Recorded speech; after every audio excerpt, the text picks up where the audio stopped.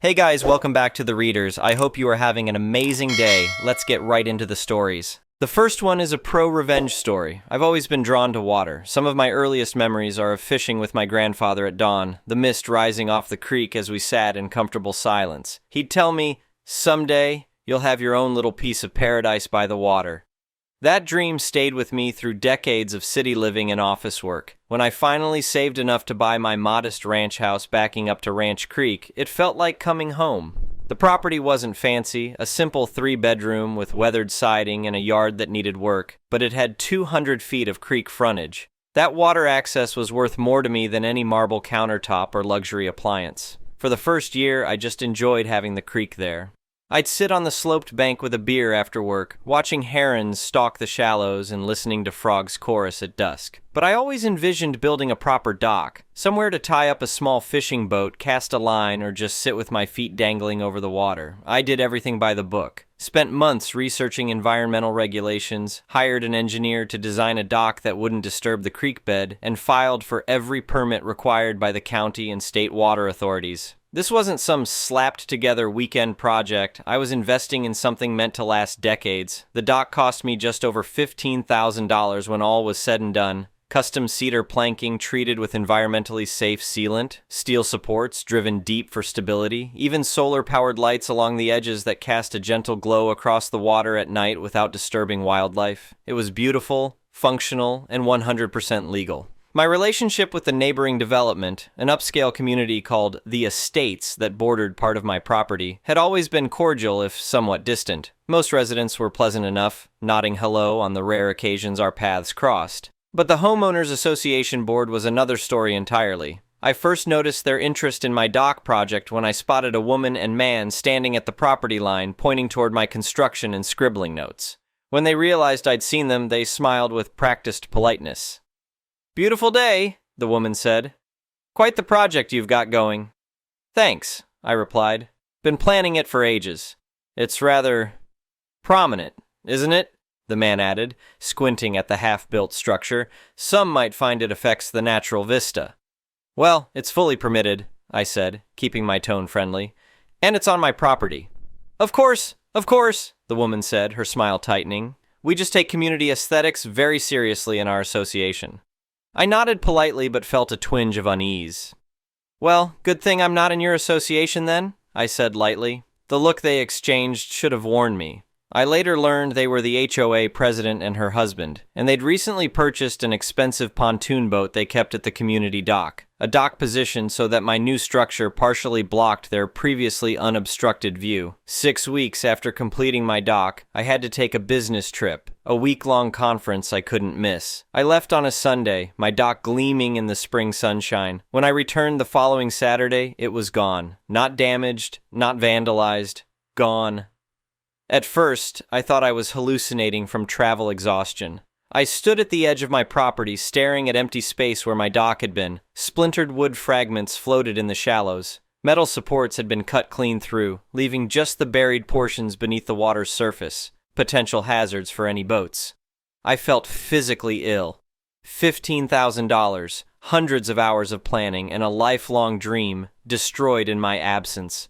A white envelope was taped to my front door. Inside was a typed notice on HOA letterhead. Notice of rule violation enforcement action. Unauthorized structure removal. After multiple notices of violation regarding the non-conforming water structure on your property and your failure to respond to previous communications, the association has exercised its right to remove the non-compliant dock. This action is in accordance with Section 7.3 of the Community Covenants regarding preservation of waterfront aesthetics.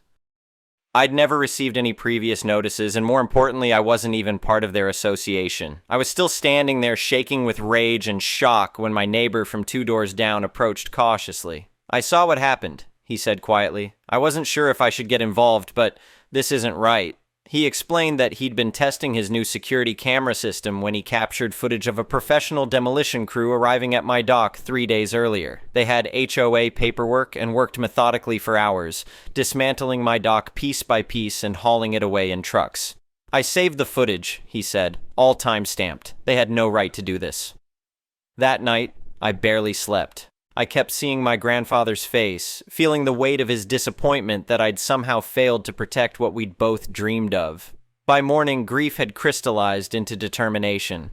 The next HOA meeting was scheduled for the following Tuesday evening. I wasn't invited, of course, but meetings were held in the community clubhouse, and meeting times were posted on a public bulletin board near their entrance. I arrived 15 minutes early, dressed in my business casual best, with a folder containing my property deed, boundary survey, dock permits, and construction receipts. When the board members filed in, their expressions shifted from confusion to dismay upon seeing me sitting calmly in the back row. The president called the meeting to order, studiously avoiding my gaze until I raised my hand during the public comment period. "Yes," she said reluctantly, "the gentleman in the back." I stood. "I'd like to discuss the illegal destruction of my dock by this association."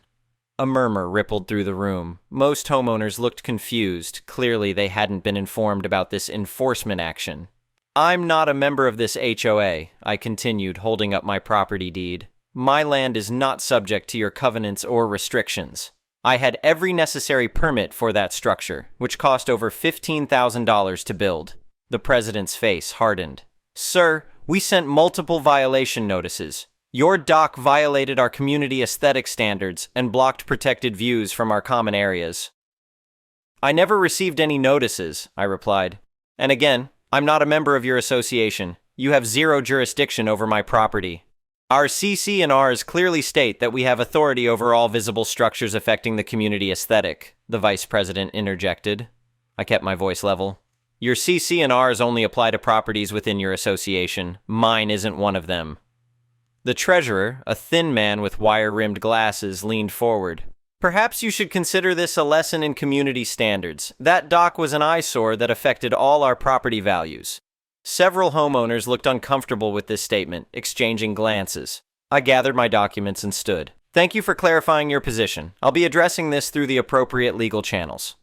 As I walked out, I heard the president dismissively say, "Now, moving on to actual association business." Little did they know I'd recorded the entire exchange. The next morning, I contacted a property attorney who specialized in HOA disputes. Her eyebrows rose higher with each document I showed her. "This is, frankly, astonishing," she said, reviewing the evidence. "They not only trespassed and destroyed your property, but they've created a written paper trail admitting to it. In this state, you're entitled to treble damages for willful property destruction."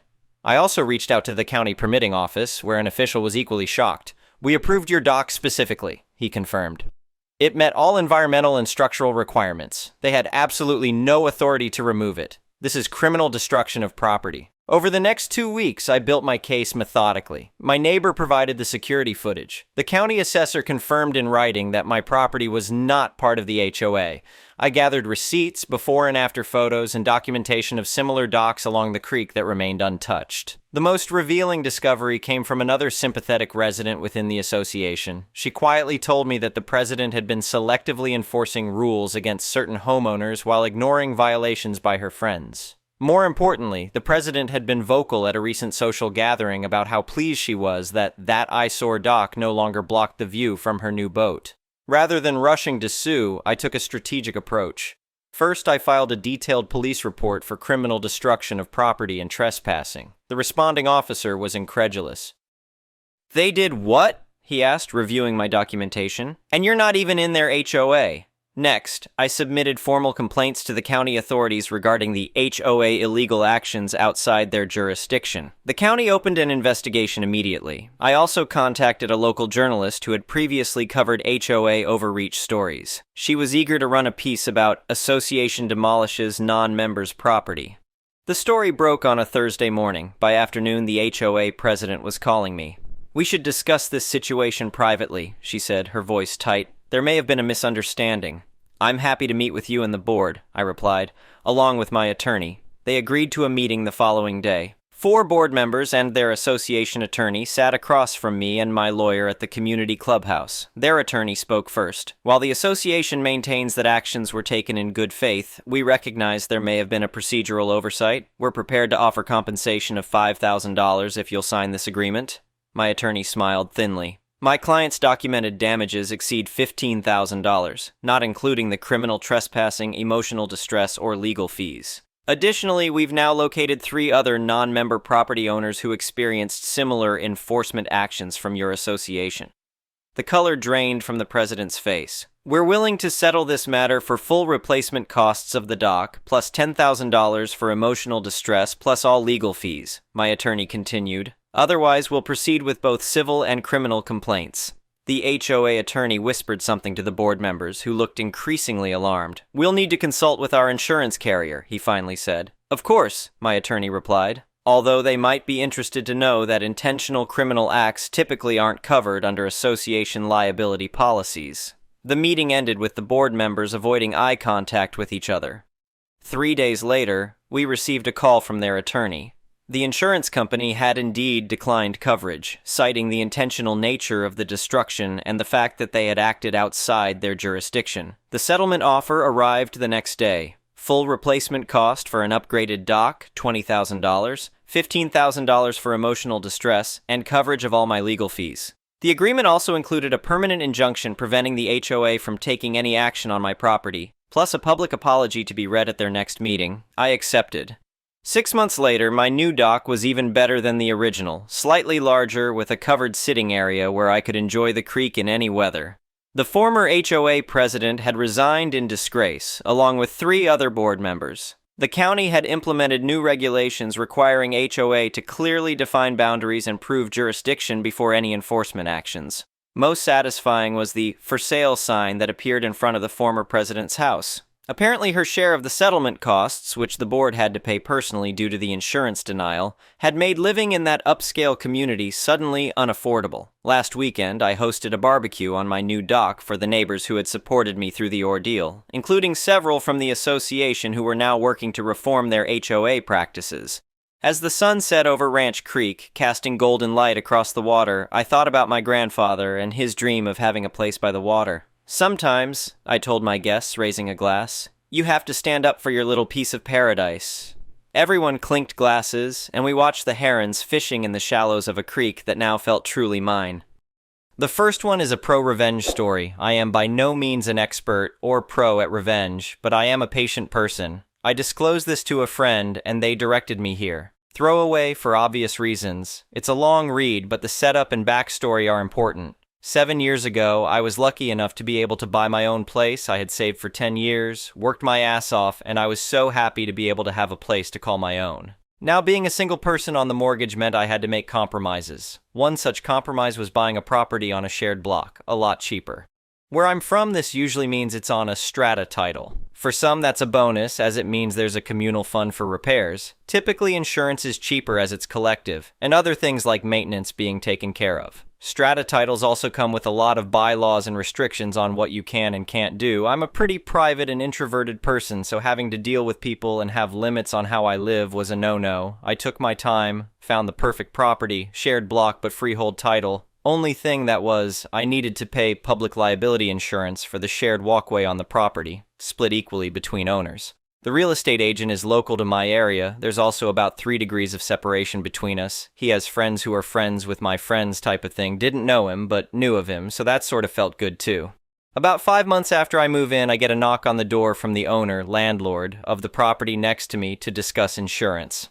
Not a problem. I ask for a copy of the policy, so I have a record. It gets sent through in low, and behold, it's for strata insurance. I was incredibly confused, and after much back and forth, the property isn't a freehold title but a strata title. I called my lawyer, who conveyed the title, etc. He was dumbfounded, but over it all did the right thing and made things as right as they could. I arranged for a meeting with the real estate agent. I brought emails and printouts of the ads they had, all saying it was freehold. Emails between the real estate agent and my lawyer discussing its freehold status. Despite it being an absolute black and white, he refused to accept any fault or offer anything to make things right. I don't begrudge that. He's looking out for himself. I get that. However, I wouldn't forget it.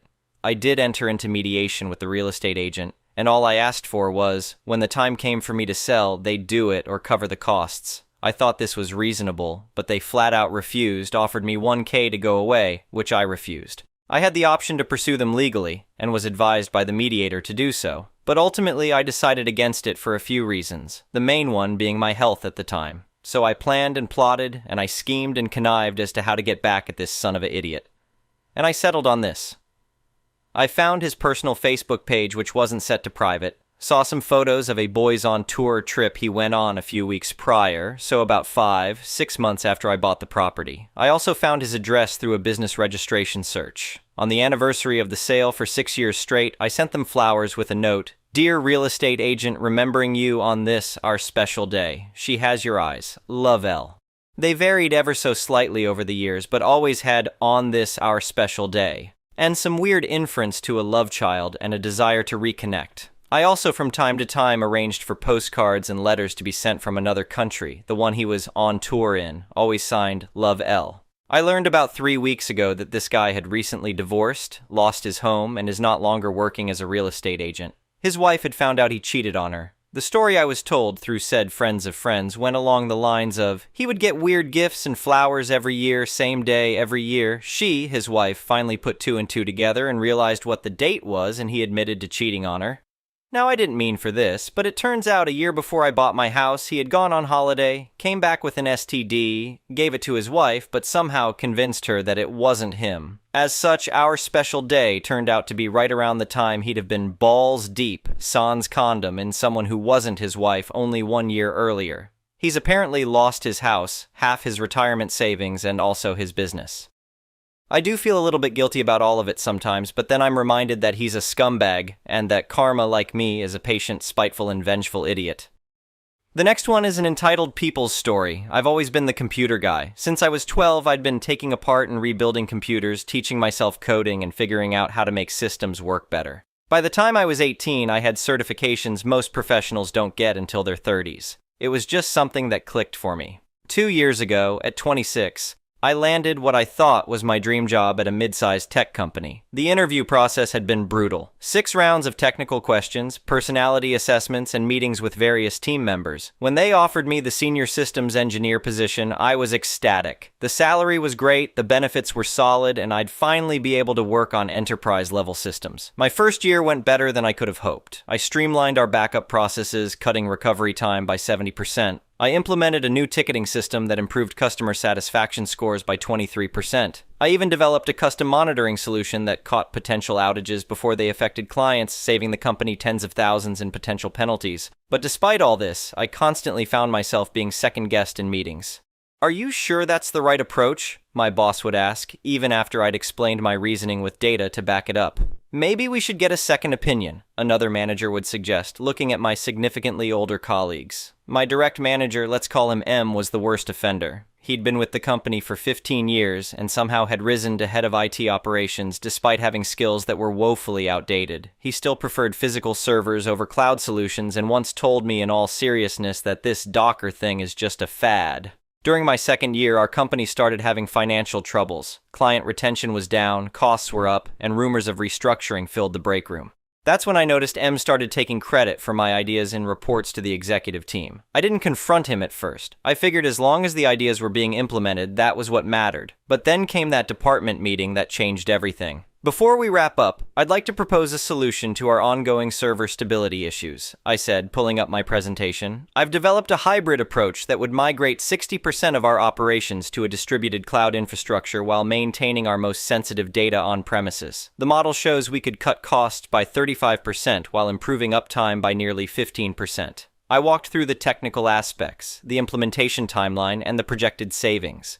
The room was quiet when I finished, the good kind of quiet that happens when people are thinking. Then M cleared his throat. "That's an interesting concept," he said, his tone making it clear it was anything but.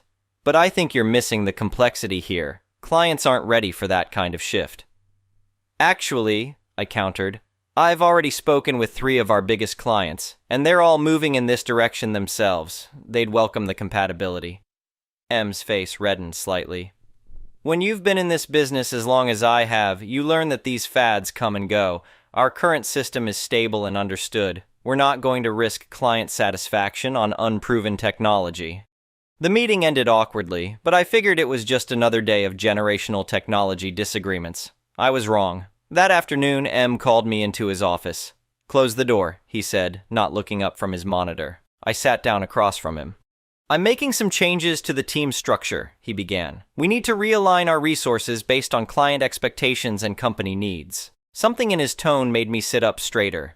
I'm moving you to the internal support team, he continued. It's a lateral move that will give you exposure to different aspects of the business.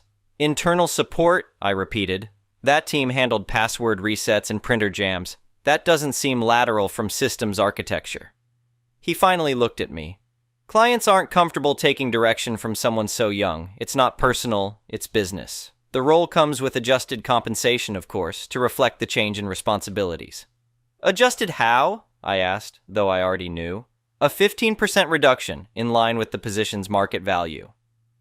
I felt my face getting hot, but kept my expression neutral. And my current projects? I'll be overseeing those personally moving forward. I took a deep breath. When would this transition happen? 2 weeks from today. I need you to document your current work and train your replacement. I nodded slowly. I understand. I'll need that in writing for my records. He seemed surprised by my calm acceptance, but nodded. HR will provide the paperwork tomorrow. I didn't sleep that night, not because I was upset, though I was, but because I was planning. This wasn't just about me. The company was struggling because of outdated thinking like M's. His approach wasn't just hurting my career, it was hurting the entire business. Over the next 2 weeks, I did exactly as asked. I documented everything meticulously, but I also started gathering data, lots of it. I pulled performance metrics, financial records, client satisfaction scores, and implementation timelines for every project I'd worked on. I created a detailed report showing the cost savings and efficiency improvements from my innovations. I compared our performance against industry benchmarks and showed where we were falling behind. I even created projections showing what would happen if we continued on our current path versus implementing the changes I'd proposed. The numbers told a clear story. The company was losing ground because it was clinging to outdated technologies and methodologies. During my lunch breaks, I started meeting with colleagues from other departments.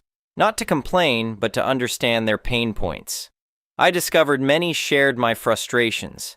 Several brilliant younger employees were on the verge of quitting because their ideas were being ignored in favor of the way we've always done things. In my second week of transition, I requested a meeting with the CEO. I didn't go through M or even mention it to him. I simply sent an email directly to the CEO and his assistant saying I had critical information about the company's technical infrastructure that impacted our financial situation. To my surprise, I got a meeting scheduled for the following day. The CEO looked tired when I entered his office. The company's struggles were clearly taking a toll. "You have 15 minutes, he said, not unkindly, but clearly busy. "What's so important?" I handed him a folder. "The company is considering outsourcing the IT department because of inefficiencies. Correct?" His eyebrows shot up. "That's not public information." "No, but it's the logical conclusion based on our current performance metrics and financial situation," I replied. "However, outsourcing would be treating the symptom, not the disease."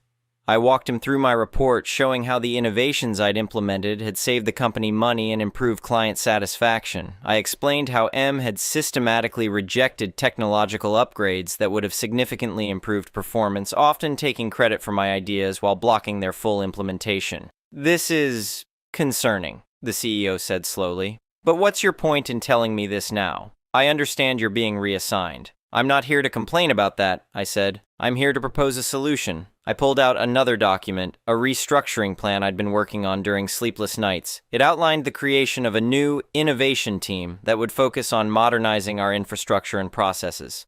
The team would report directly to the executive level, bypassing the traditional department structure. This would save approximately $2.3 million annually while improving our service metrics by an estimated 30%, I explained. And it would require minimal staffing changes, just reallocating existing talent more effectively. The CEO studied me.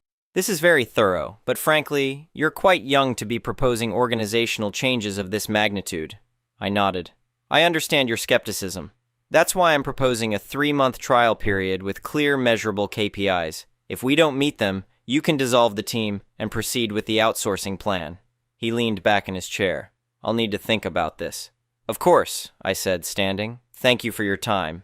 As I reached the door, he called after me. "One question. Does M know you're being moved to internal support?"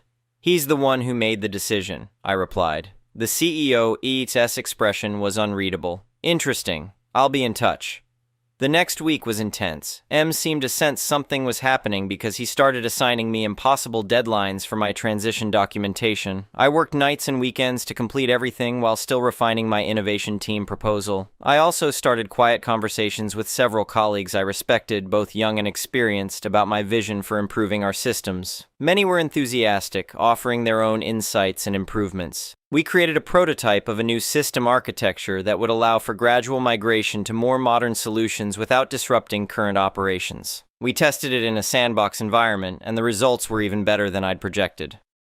Meanwhile, I discovered something troubling while documenting my current systems. M had been deliberately maintaining inefficient processes that required larger team sizes to manage. The more staff he had reporting to him, the more important he appeared in the organization. It was mind-boggling. He was literally choosing to do things the hard way to protect his empire. I documented this as well, carefully and factually, without accusation. 3 days before my reassignment was to take effect, the CEO at S assistant contacted me. There would be a special board meeting the following day, and I was expected to attend and present my proposal. When I arrived at the boardroom, M was already there, looking confused about my presence. The CEO nodded at me as I took a seat, and several other executives filed in.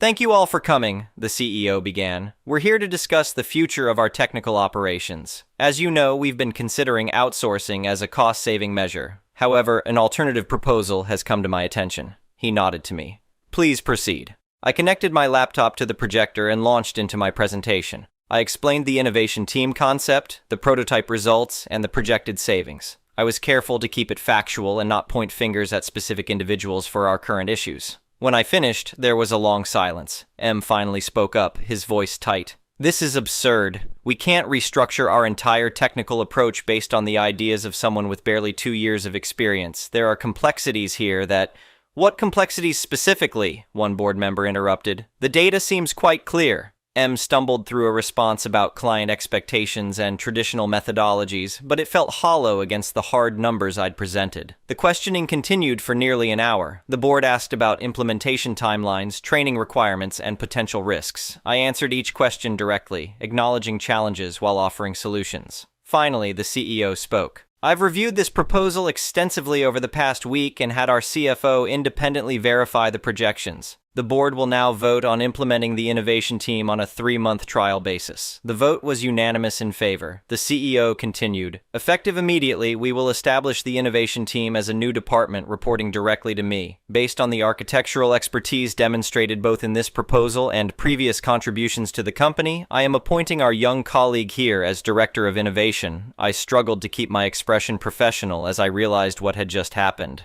Director was 2 levels above M's position. "The existing IT operations department will be restructured under the innovation team's oversight to ensure alignment with our new technical direction," the CEO added. M's face went from red to pale. I've been with this company for 15 years. I won't report to someone half my age." The room went silent. The CEO's voice was calm but firm. "That is your choice to make. We can discuss a severance package if you prefer. However, I should note that your role in creating our current inefficiencies has been thoroughly documented." M looked at me with undisguised hatred before storming out of the room. The next few months were a whirlwind. We implemented the new system architecture, retrained team members, and established new workflows. It wasn't always smooth, change never is. But the results spoke for themselves. By the end of the 3-month trial, we had exceeded every KPI we'd set.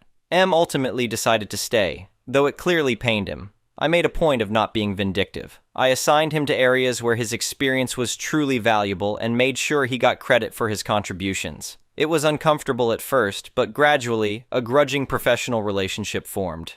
6 months after the restructuring, our company had turned its finances around. Client satisfaction was up, costs were down, and we were even starting to win new business based on our innovative technical approach. In a surprising move, the CEO announced a new merit-based promotion system to replace the traditional seniority-based approach. I received a significant bonus for my contributions, and several of my team members were recognized as well. One evening, I was working late when M stopped by my office, something that had never happened before. "Got a minute?" he asked, hovering in the doorway. "Of course," I said, gesturing to a chair. He sat awkwardly, looking around at the office that had once been just 2 doors down from his own. "I wanted to say that the new client portal your team built is impressive. The feedback has been excellent." "Thanks," I replied. Your input on the security protocols was crucial. You caught several issues we might have missed. He nodded, then fell silent for a moment. I was wrong about you, he finally said. I saw your age and made assumptions. Sometimes it takes young eyes to see old problems in a new way. I was stunned. I appreciate that. Your experience is still invaluable to the team. After he left, I sat back in my chair, processing what had just happened. I hadn't set out to humiliate M or take his job. I'd simply wanted to make things better, for myself, for the company, and ultimately for everyone who worked there. A week later, I was called to the CEO's office again. I have a confession to make, he said after I sat down. When you first came to me with your proposal, I was already looking toward retirement. Part of the restructuring was to identify who might be capable of leading the company forward. He smiled. You've exceeded my expectations. I'd like to start grooming you for an executive role. Are you interested? I thought about how far I'd come from that meeting where M had tried to demote me just for being young.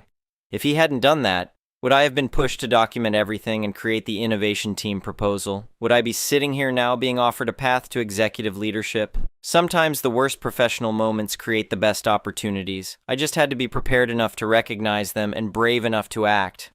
Yes, I told the CEO, I'm definitely interested. Looking back, I never set out to become M's manager. I just wanted to be judged on my abilities rather than my age. But in fighting for that principle, I ended up changing the company for the better and my career trajectory forever. The next one is a malicious compliances story. My friend Idris recently shared this wild story from his first job, and I'm still shook. Idris was 17 when he started at this grimy call center. Back home, he's got a whole crew of geese in his yard. He's obsessed with them, treats them like pets, and has a favorite named Blinchik, Russian for pancake.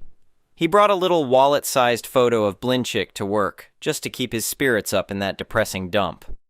But his boss, Dave, saw it and flipped out. Dave had this hardcore rule. No personal items on your desk. It's about professionalism.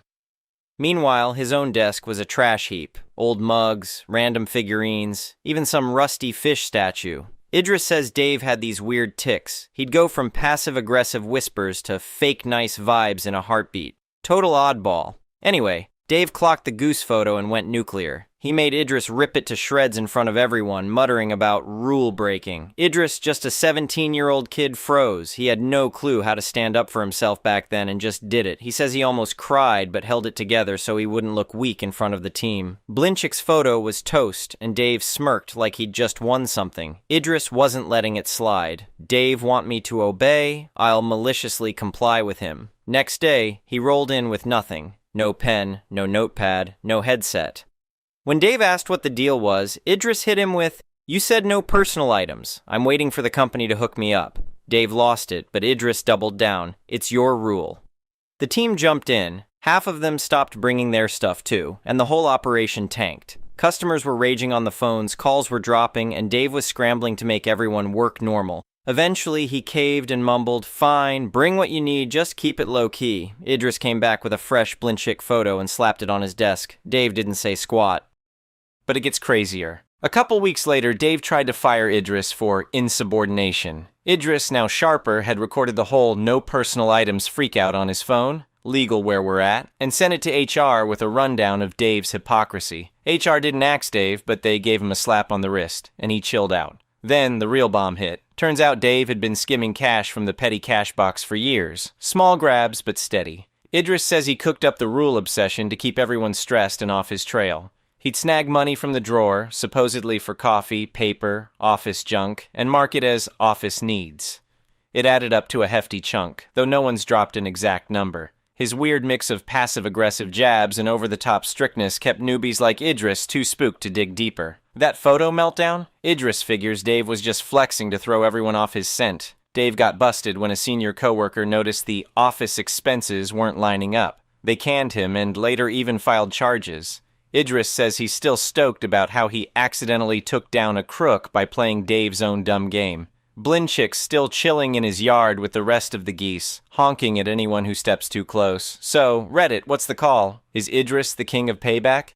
The next one is an entitled parent's story. So, there's a little bit of context needed for this first. I'm 24, and still live at home with my mum. I got with my first girlfriend almost a year ago now, and my mum is definitely scared about the idea of moving out. She doesn't have a job, she was made redundant a few years ago and claims sick pay benefits for her back. She's just turned 60, so she claims she's just ready to retire and doesn't want another job, but complains about being in the house all the time with nothing to do. She has been taking up walking clubs recently, though. Mum's mental health isn't great. We lost my sister last year, who was only 36, and it hit Mum really hard. The situation was worse than just losing my sister, but it's far too long and complicated to explain. She has no motivation to do anything, and my twin brother moved out years ago, so if I leave home, she'll have nothing left since my family all live a couple hours away. Even now, she gets annoyed when I go to visit my girlfriend, huffing and puffing and asking what days of the week I'll be home for dinner for. It makes me feel like a child, despite the fact that I've said many times that I'm happy just making my own food. She talks about getting a mortgage together, and then when she's gone, me and my girlfriend could have the house, but then throws comments in like, well, actually, you might not be with her then. First loves never usually last. I'm pretty sure my mum just wants me to stay single forever and stay at home forever. She just seems to hate the idea of me having independence from her, so ends up taking it out on my girlfriend, despite the fact that she's never done anything to Mum, and when Mum sees her, she's always so nice to her, but then makes snarky comments when it's just me. She doesn't do this to my brother's girlfriend. I understand that relationships sometimes don't last, but you take that risk when you love someone you know. At least it will be the start of my independence from my mum.